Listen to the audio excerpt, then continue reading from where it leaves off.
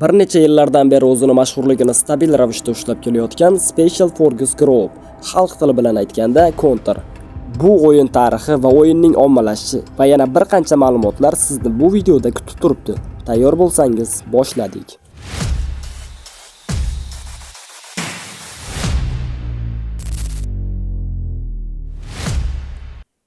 O'yinning kelib chiqishiga asosiy sabab o'yin 1999-yilda ishlab chiqarilgan Counter-Strike o'yinidan ilhomlangan. 2010-2015 yillar oralig'ida mobil o'yinlar tez rivojlanib borayotgan bo'lsa-da, mashhur kompyuter o'yinlarining mobil versiyalari kam edi. Ayniqsa Counter-Strike kabi klassik FPS o'yinlarining mobil versiyalari, mobil nusxalari yo'q edi. 4G Games bu bo'shliqni to'ldirishga qaror qildi.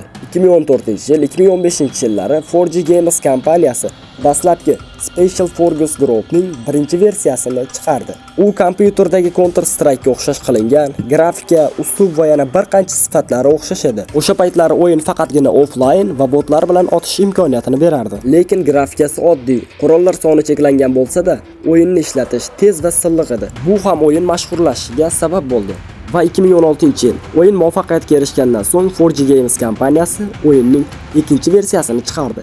Special Forces Group 2 endi telefonlarda. Special Forces Group 2 endi ancha yaxshilangan, grafikasi zo'r va onlayn multiplayer o'ynash imkoniyatini beradi. Yangilangan versiyada o'yinni onlayn orqali boshqa o'yinchilar bilan o'ynash va ko'pgina yangi qurollar va yangi modellar, klassik, zombi, knives, bomba va yana boshqa rejimlar va skilllar va ularni sozlash imkoniyati.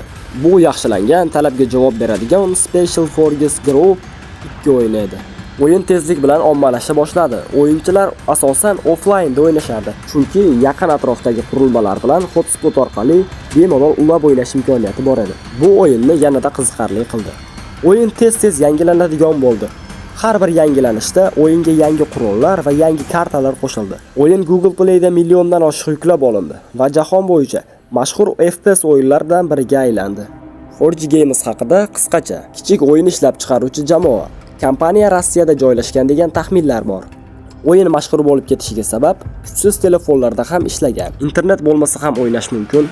Tushunarli boshqaruv va baglar soni kamligi va Counter-Strike'ning mobil versiyasi deb ham atashgan.